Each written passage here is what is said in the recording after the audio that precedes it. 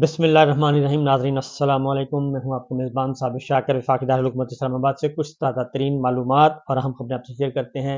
नई वफाकी काबीना तशरीफ़ ला चुकी और फॉर्म 47 के तहत नया हुकूमती ढांचा मुरतब किया जा रहा है, बल्कि मुसल्लत किया जा रहा है और आहिस्ता आहिस्ता उस तरफ बढ़ा जा रहा है। और तकरीबन मोर देन 90% जो है वो एक जाली निज़ाम हुकूमत पाकिस्तान में मुसल्लत कर दिया गया है। जाली निज़ाम हुकूमत हम इसलिए कह रहे हैं कि आलमी ज़राए अबलाग हों या आलमी इदारे, वो सब के सब इसको मैंडेट चोर कह रहे हैं। और मैंडेट चोर इसलिए हैं कि ये अवाम के हकीकी तौर पे मुंतखब नुमाइंदे नहीं हैं। ये फॉर्म 47 की पैदावार हैं और फॉर्म 45 जो है एक्चुअल जो कि रिज़ल्ट है, जिनमें जीतने वाले उम्मीदवारों का तस्करा मौजूद है और जिनके एक्चुअल वोट हैं वो फॉर्म 45 वाले हैं। वो इस वक्त अदालतों के, इलेक्शन कमीशन के चक्कर लगा रहे हैं, लेकिन एक ताकत के बलबूते पर पाकिस्तान में एक फेक सिस्टम और फेक हुकूमती ढांचा जो है वो तश्कील दिया गया है।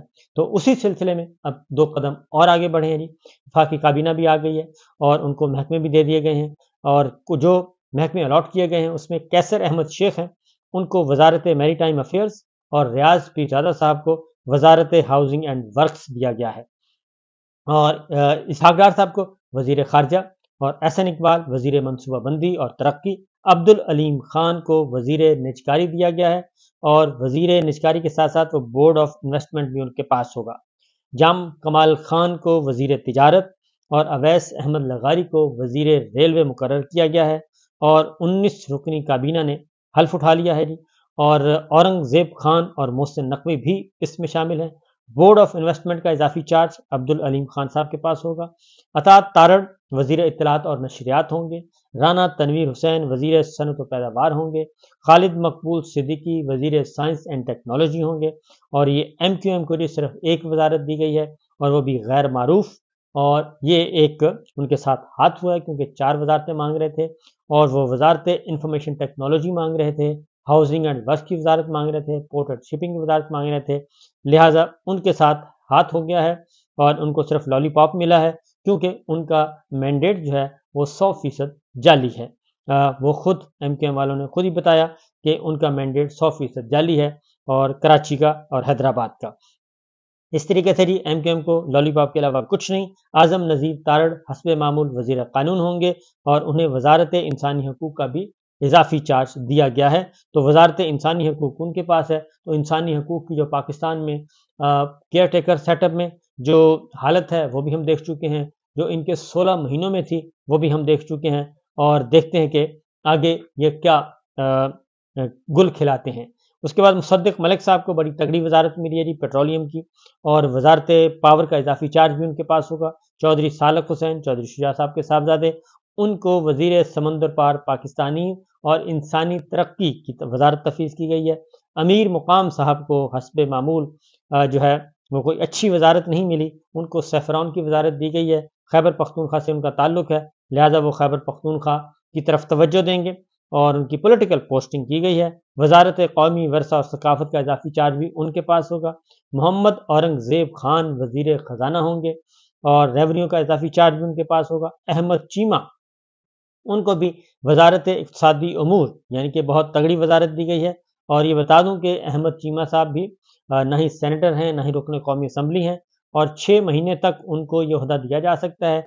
6 महीने के अंदर अंदर या तो उनको सेनेट का मेंबर बना के या कौमी असम्बली का रुकन बना के बाकायदा तौर पर मुंतखब किया जाएगा और अदरवाइज 6 महीने के बाद उनका ये जो सिस्टम, उनका जो वजारत है वो गैर मुअस्सर हो जाएगी। वो मुशीर हो सकेंगे लेकिन मिनिस्टर नहीं बन सकेंगे।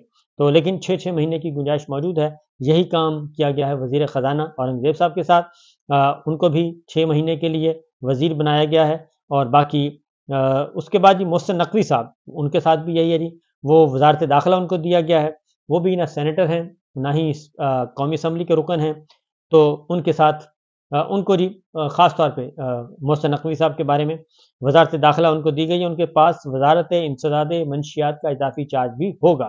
तो उनको जो ये ओहदे दिए गए हैं, तो ये केयर टेकर चीफ मिनिस्टर थे, आपको मालूम है।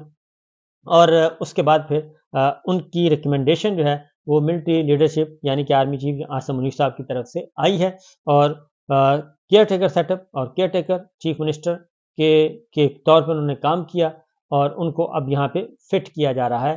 اس کا مطلب بڑا کلیئر ہے کہ یہ جو کابینہ آئی ہے یہ تسلسل ہے رجیم چینج کا، اور رجیم چینج کے بعد شہباز گورنمنٹ تھی، شہباز پیپلز پارٹی اینڈ ادرس، اور اس کے بعد شہباز صاحب کے بعد جو ہے نگراں حکومت آئی، اس میں بھی وہی چہرے دیکھے گئے، اور اب جو یہ بنی ہے وزارت، نئی کابینہ آ گئی ہے شہباز صاحب کی، تو اس میں بھی سارے مکس ہو گئے ہیں، سارے کے سارے چہرے وہ نظر آ رہے ہیں ہمیں۔ اس میں ہمیں بلوچستان عوامی پارٹی کی نمائندگی ہمیں ابھی تک نظر نہیں آئی، اور نہ ہی کسی اور منسٹری اور کسی سیاسی جماعت کی نظر آئی ہے۔ ایم کیو ایم ہمیں اس میں نظر آئی ہے، اور ایم کیو ایم کے بعد پھر باقی سارے مسلم لیگ نواز کے ہیں، اور یا پھر جناب محسن نقوی صاحب جو ہیں وہ ادھر سے آئے ہیں پنڈی سے۔ تو اس لیے اب دیکھتے ہیں باقی اتحادی کب تشریف لاتے ہیں۔ تو وفاقی کابینہ نے بھی ایک اور بھی امپورٹنٹ بات ہے کہ محمد اورنگزیب صاحب جن کو وزیر خزانہ مقرر کیا گیا ہے، وہ ان کی شہریت پاکستانی نہیں تھی، وہ پاکستانی نہیں بلکہ غیر ملکی تھے، اور انہوں نے دوسرے ملک کی دوسرے ملک کی وزارت لی ہوئی تھی، تو لہذا سب سے پہلے نیدرلینڈ کے شہری تھے، اور انہوں نے اب پاکستان کی شہریت دوبارہ حاصل کرنے کی لیے درخواست کی، اور وفاقی کابینہ نے وہ درخواست منظور کر لی ہے، اور ان کو دوبارہ پاکستانی بنایا جا رہا ہے، اور ان کو پاکستانی کارڈ اور پاکستانی پاسپورٹ دوبارہ سے جاری کیا جائے گا، اور انہوں نے جو دوسری ملک کی شہریت ہے اس کو چھوڑنے کا پروسیس شروع کر دیا ہے۔ بالعموم ہوتا یہ ہے کہ یہ یہاں پہ کام کریں گے اور ادھر وہ جو ہے پروسیس چلتا رہے گا، اور جیسے ہی پاکستان سے اپنی ذمہ داریاں ختم کریں گے تو دوبارہ سے وہ جو دوسرے ملک کی وزارت چھوڑتا ہے بندہ، وہ ایکٹیویٹ ہو جاتی ہے دوبارہ۔ یہ کئی میرے پاس مثالیں موجود ہیں کہ وہ وقتی طور پہ یہ کام کرتے ہیں، اور پھر مستقلاً جو ہیں وہ پھر وہیں جاتے ہیں جہاں کی اصل پاکستان کے علاوہ جو ان کی ہوتی ہے شہریت۔ تو یہ اس طرح سے نہیں۔ اب دیکھتے ہیں اورنگزیب صاحب جو ہیں وہ کیا کرتے ہیں۔ ان کا ایک ٹیکنیکل مسئلہ تھا کہ اگر یہ مشیر خزانہ بنائے جاتے ہیں تو مختلف کمیٹیز ہوتی ہیں، ان کے یہ ہیڈ نہیں بن سکتے، جو کہ لازمی ہے کہ وہ وزیر ہوں، تو ان کو بھی 6 مہینے کے لیے وزیر بنایا گیا ہے۔ 6 مہینے کے اندر اندر ان کو سینیٹر بنوایا جائے گا، اور سینیٹر بنا کے پھر ان کو یہ ذمہ داری دی جائے گی، مستقل ذمہ داری دی جا سکتی ہے، لیکن 6 مہینے تک دیکھتے ہیں کہ 6 مہینے تک یہ گورنمنٹ چلنی بھی ہے یا نہیں چلنی، کیونکہ اصل سوال یہ ہے۔ اور اس کے ساتھ ساتھ جی اورنگزیب صاحب جو ہیں وہ کافی ایک قابل آدمی ہیں اس میں، لیکن ان کا جو بیک گراؤنڈ ہے وہ خالصتاً سیاسی ہے۔ یہ سابق سپریم کورٹ کے جج جسٹس خلیل الرحمان رمدے صاحب کے ساتھ ان کی عزیزداری ہے اور بہت ہی قریبی رشتہ داری ہے، اور سابق اٹارنی جنرل یعنی کہ رمدے صاحب کے بھائی ہوتے تھے، سابق اٹارنی جنرل تھے چودھری فاروق رمدے، یہ ان کے بیٹے ہیں، اور سابق جج سپریم کورٹ جسٹس خلیل الرحمان رمدے کے بھتیجے بھی ہیں اور داماد بھی ہیں، اور اسی طریقے سے سابق وزیر اور ایم این اے اسد الرحمان چودھری، وہ بھی رمدے صاحب کے، وہ بھی ان کے بھی بھتیجے ہیں۔ تو اس لیے اور رمدے فیملی کا بہت زیادہ گہرا تعلق ہے نواز شریف فیملی کے ساتھ، اور بہت ہی گہرا تعلق ہے، تو اس لیے یہ پہلے بھی خلیل الرحمان رمدے صاحب کے صاحبزادے بھی، وہ بھی سپریم کورٹ کے ایڈوکیٹ ہیں، اور وہ بھی اہم ذمہ داریاں ادا کر چکے ہیں۔ تو رمدے فیملی کا شریف فیملی کے ساتھ کافی گہرا تعلق ہے جی۔ لیکن جب آرمی چیف بنایا جا رہا تھا باجوہ صاحب کو، تو اس وقت جاوید رمدے صاحب تھے، ان کے بھائی ایک اور ہیں، لیفٹیننٹ جنرل تھے، ملتان کے کور کمانڈر تھے، لیکن ان کو انہوں نے آرمی چیف نہیں بنایا تھا، اور اس وقت پہلی دفعہ ہم نے دیکھا کہ یہ رمدے فیملی سے دور ہوئے ہیں نواز شریف صاحب جو ہیں، تو ورنہ یہ رمدے فیملی کو کبھی بھی اگنور نہیں کرتے۔ تو یہ ہے جی سچویشن، اور ان کی تنخواہ جو تھی جی اورنگزیب صاحب کی 352 ملین روپیہ سالانہ، یعنی کہ تقریباً 3 کروڑ روپیہ مہینہ کی تنخواہ ان کی تھی، اور دیگر مراعات ان کے علاوہ تھی۔ اب یہ سب کچھ چھوڑ چھاڑ کر اب بن گئے ہیں یہ وفاقی وزیر خزانہ، اور دیکھیے آگے آگے ہوتا ہے کیا، کہ کیونکہ جو وفاقی کابینہ کا پہلا اجلاس ہوا ہے وہ میں آپ کو بتا دیتا ہوں کہ اس میں جو گفتگو ہوئی ہے، پہلا اجلاس بھی ہو گیا، تمام وزراء نے شرکت بھی کر لی۔ اس میں انہوں نے کہا جی کہ ملک میں اشیاء خوردنوش اور روزمرہ کی دیگر اشیاء کی قیمتوں کے کنٹرول کے لیے فی الفور ایک کمیٹی قائم کی جائے۔ تو یہ روٹین کا جملہ ہے، یہ روٹین کی بات ہوتی ہے کہ فوری طور پہ یہ بنائی جائے گی۔ بنا دی گئی. لیکن اس وقت صورتحال ہے کہ عمران خان صاحب جو مہنگائی ہے یہ کام کریں گے قیمتوں کے کنٹرول کے لیے کمیٹی قائم کی جائے. اشیاء ضرورت کی قیمتوں میں غیر ضروری اضافے اور ناجائز منافع خوری کے خلاف سخت کارروائی کی جائے. اس والے کے کسی قسم کی کوئی کوتاہی برداشت نہیں کی جائے گی.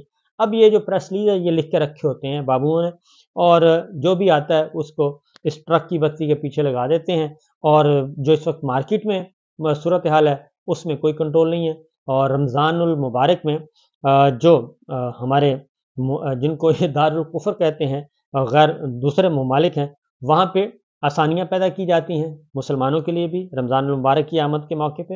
اور ہمارے ہاں یہ ہوتا ہے پاکستان میں، دنیا کا واحد ملک ہے میرا خیال ہے اسلامی ملک، جو اسلامی ملک بھی ہے، کہ جہاں پہ رمضان المبارک کے آنے سے فوراً پہلے 2 ہفتے پہلے مہنگائی شروع ہو جاتی ہے اور عروج پہ پہنچ جاتی ہے.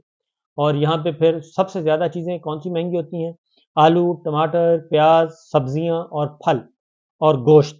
یہ آئٹم جو ہیں بہت مہنگے کر دیے جاتے ہیں، کیونکہ ان آئٹمز میں ان اشیاء نے استعمال ہونا ہوتا ہے افطاری کے طور پر، خاص طور پہ افطاری کے وقت. تو اس لیے جی یہ روٹین کی چیزیں. اور اس کے بعد یہ وزارت تجارت کی سفارش پر کیلوں اور پیاز کی برآمد پر 15 اپریل 2024 تک پابندی عائد کرنے کی بات کی گئی ہے جی.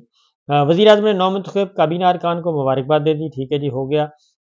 اس کے بعد ہدایات جاری کر دیں، جو میں نے آپ کو بتایا 2 ہدایات جاری کی ہیں. اور جی مہنگائی ختم کی جائے گی. اور پیاز پر پابندی عائد کی گئی ہے. یہ پابندی رمضان المبارک کے مہینے کے دوران کیلوں اور پیاز کی مارکیٹ میں وافر دستیابی کو یقینی بنانے کے لیے کی جائے گی.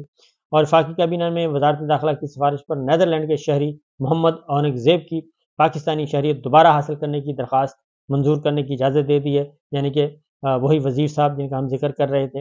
اور وفاقی کابینہ نے وزارت انسداد منشیات کی سفارش پر میجر جنرل عبد المعید ہلال امتیاز ملٹری کو بطور D G anti narcotics force تعیناتی کی منظوری بھی دے دی. تو اس طریقے سے کابینہ نے پہلا جو پہلی اپوائنٹمنٹ جو ہے وہ میجر جنرل عبد المعید کی گئی ہے، اور D G anti narcotics force, کیونکہ اینٹی نارکوٹکس فورس نے ہی جناب رانا ثناء اللہ صاحب کو گرفتار کیا تھا اور ان پہ ہیروئن کا مقدمہ درج کیا تھا. اور اس کے بعد یہ سارے کا سارا ملبہ ڈال دیا گیا تھا بیچارے شہریار افریدی صاحب پہ، جو کہ اس وقت وزیر تھے، حالانکہ ان کے فرشتوں کو بھی نہیں پتہ تھا کہ یہ سب کچھ کیا ہو رہا ہے. اور اس کے بعد جو ہے اب وہ سب کچھ ظاہر ہے وہ رہا ہو چکے ہیں جناب، اور بری ہو چکے ہیں. حنیف عباسی صاحب نہ صرف بری ہو گئے بلکہ رکن قومی اسمبلی بھی بن چکے ہیں، لیکن وہ ہیں فارم 45 والے نہیں ہیں. تو لطیف کھوسہ صاحب اور سلمان اکرم راجہ کو رہا کر دیا گیا ہے جی، لیکن دیگر جو کارکنان ہیں ان کو ابھی تک رہا نہیں کیا گیا. اور اس کے لیے Pakistan Tehreek Insaf leader of opposition Omar Ayub اور دیگر رہنماؤں نے ایک پریس کانفرنس کی ہے، اور انہوں نے واضح طور پر یہ کہا ہے کہ ہم کل سے قومی اسمبلی کے اجلاس میں اس پہ شدید ترین احتجاج اور بہت ہی تگڑا قسم کا وہ کہتے ہیں ہم احتجاج کریں گے. اور عید کے بعد حکومت کے خلاف بھرپور قسم کی ایک تحریک چلائی جائے گی، کیونکہ ہمارے سینکڑوں کارکنان کو گرفتار کیا گیا. اس وقت بھی جو کل کا پرامن پرسوں کا احتجاج تھا اس پہ بھی گرفتار کیا گیا، اور اس میں بہت سارے، اور اس میں پنجاب پولیس خاص طور پہ آئی جی پنجاب کو سخت تنقید کا نشانہ بنایا ہے. اور اپوزیشن لیڈر عمر ایوب صاحب نے کہا ہے کہ اس کو ہم منطقی انجام تک لے کر جائیں گے، اور متعلقہ ذمہ دار افسروں کو ہم پارلیمان میں بھی بلائیں گے، کیونکہ اپوزیشن کے بعد جو کمیٹیز ہوں گی اس کو وہ یوٹیلائز کریں گے. اجازت دیجیے، اللہ حافظ.